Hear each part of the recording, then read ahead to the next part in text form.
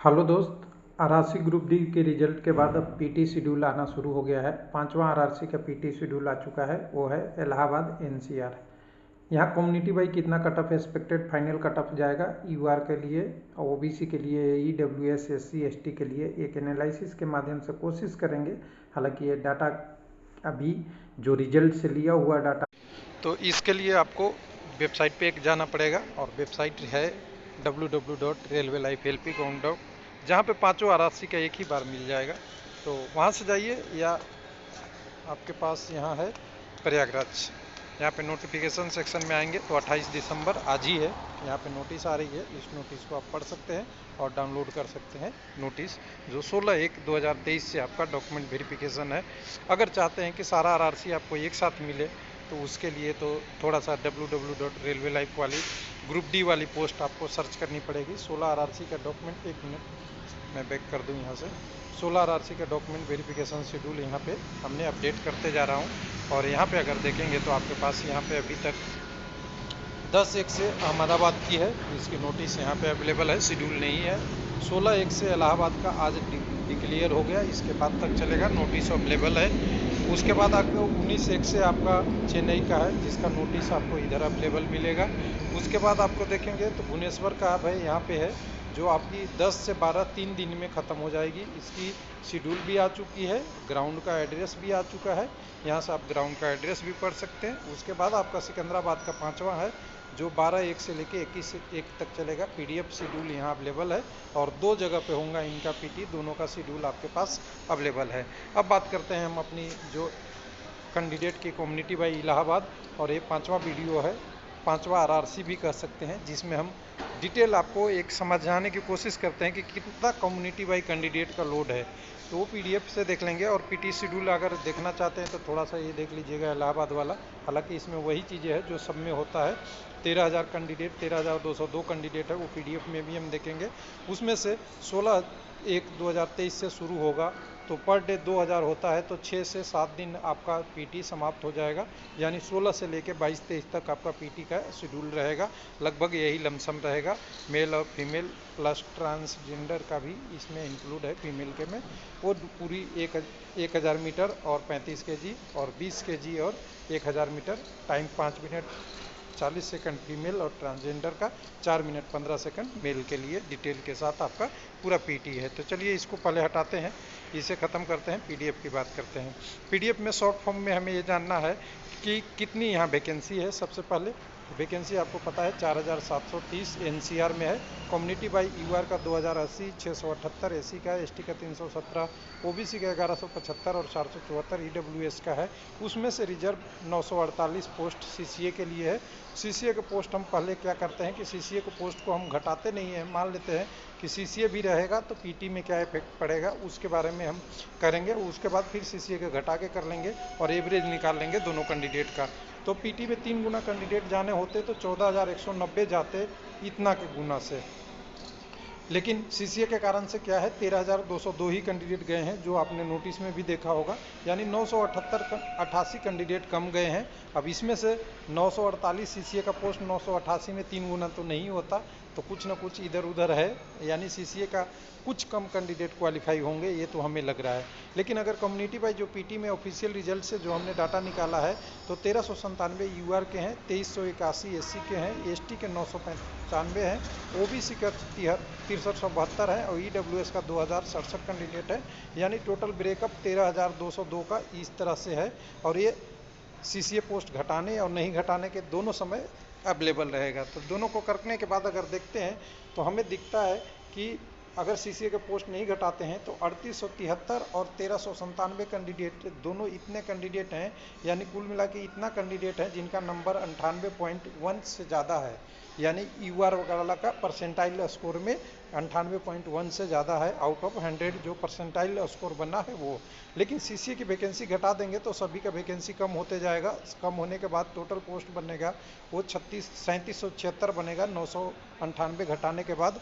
तो उसके हिसाब से अगर देखेंगे कम्युनिटी बाई कैंडिडेट तो वही रह जाएंगे। लेकिन पीटी में क्वालिफाई 11,000 करना था, अब यहाँ पे 13,000 क्वालिफाई किया है, तो यहाँ पे ज़्यादा हो जाएगा कैंडिडेट। अगर इसको देखेंगे तो जितना क्वालिफाई करना है उससे ज़्यादा है, जिसका लोड क्या पड़ेगा, कट ऑफ पे पड़ेगा अगर पीटी के बाद है, लेकिन हम दोनों का एवरेज ले लेंगे जिसके कारण से वो मीन में आ जाएगा।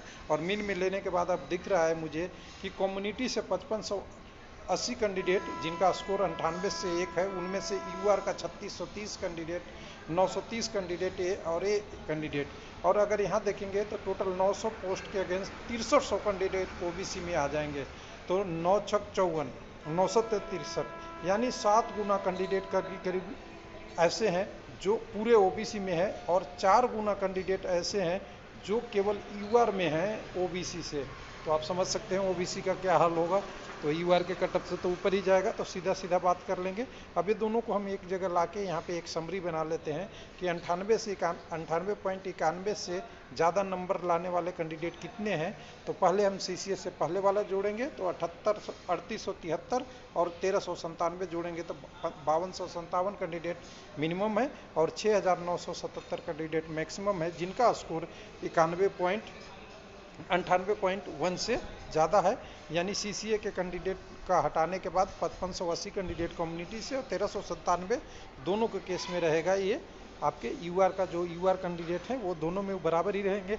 तो ये आपके हो गए टोटल एक कैंडिडेट। अब ये दोनों को करके मैंने पास फेल का स्टेटस ला लिया 5270 और ये 6977 को जोड़ के ले लिया तो 12247 और उसको 2 से डिवाइड कर दिया। तो 2 से डिवाइड करने के बाद हमें 6123 कैंडिडेट मिल रहे हैं एवरेज, जो नंबर रखते हैं 98.1 से ज़्यादा।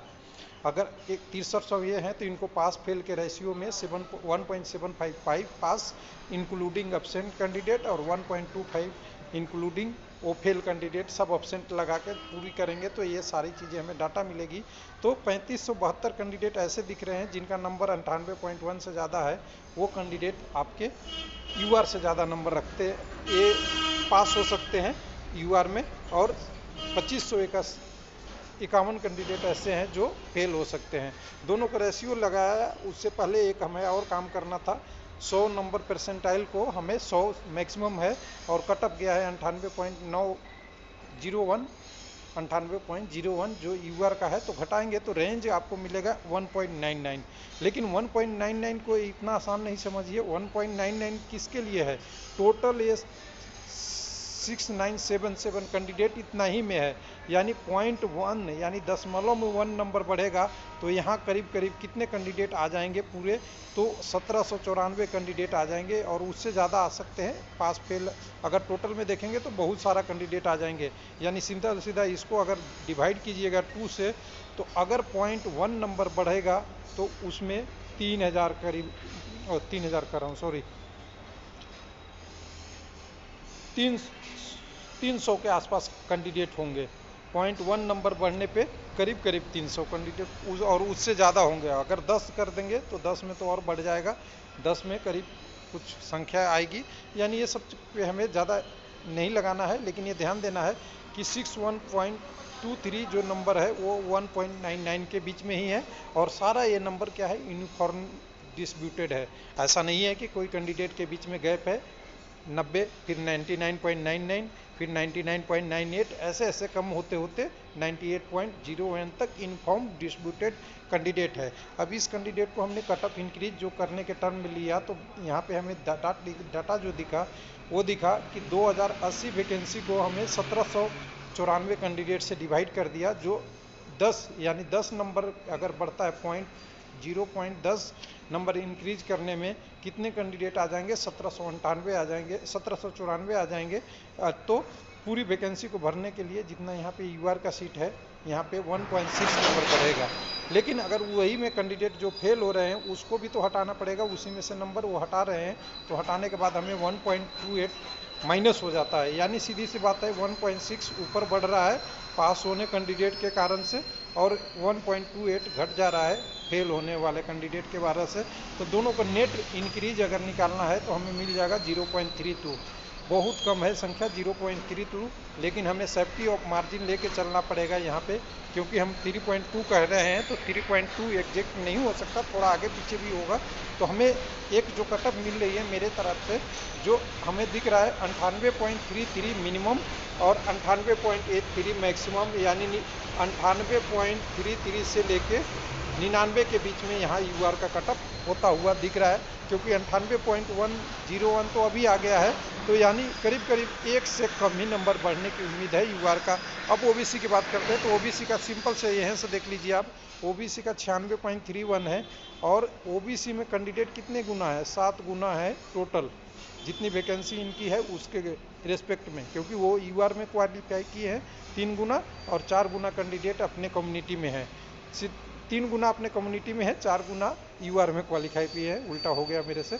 तो यहाँ पे अगर देखेंगे कि जो 4 गुना कैंडिडेट यूआर में है, वो तो 4 गुना सबको तो यूआर में सीट मिलनी नहीं है, वहाँ से नहीं मिलेगा, तो अपने कम्युनिटी में आएंगे तो उनका कटअप ये 98.1 से ज़्यादा जो कैंडिडेट हैं उन पे ही आ जाएगा। यानी हम अगर ओबीसी की कटअप कहें तो यहाँ पे 98.2 के आसपास आता हुआ दिख रहा है, 96.31 से लमसम इसी के आसपास आएगा। अब पॉइंट में आगे पीछे हो सकता है, पॉइंट में हम अब खेल रहे हैं तो थोड़ा रिस्क तो रहेगा ही। उसके बाद 93 अगर एसी कम्युनिटी का है, और यहाँ से देखेंगे यहाँ पे 98, तो ये दोनों के बीच में रेशियो देखिएगा तो 5 का, तो हमें यहाँ पे 5 को आधा कर दीजिए, कम से कम आधा कर दीजिए, यानी 93 से यहाँ पे 95 के आसपास, 95-96 परसेंटाइल में यहाँ पे एसी कैंडिडेट का सिलेक्शन हो जाएगा, 95 के आसपास हो जाना चाहिए। उसके बाद 83 है यहाँ एसटी का, और 83 है यहाँ कटअप, वो पता है कितने, 34 नंबर है, या 34 या 35 number actual pro rated mark है, ये 83 परसेंटाइल है। लेकिन यहाँ से अगर 98 तक का गैप देखेंगे तो बहुत बड़ा है, लेकिन मुझे लगता है कि ये वाला कटअप बढ़ेगा, क्योंकि डेंसिटी कैंडिडेट का कम है, और डेंसिटी कम है तो यहाँ पे हम 90-91 के आसपास मैं मान चलता हूँ कि एसी कम्युनिटी का हो जाना चाहिए। बाकी एक आध नंबर का फ्रैक्शन हो सकता है, क्योंकि यहाँ डेंसिटी कैंडिडेट का बहुत अलग है। उसके बाद ईडब्ल्यूएस का 91 है, और यहाँ पे 98 है, दोनों का 7 नंबर है, तो यहाँ पे आपको दिख जाएगा। ओबीसी से तो कम ही रहेगा, ये तो क्लियर है, तो यहाँ पे 92 से लेके आपका 94 के बीच में ईडब्ल्यूएस का भी हो जाएगा, क्योंकि इलाहाबाद पटियाला सेक्शन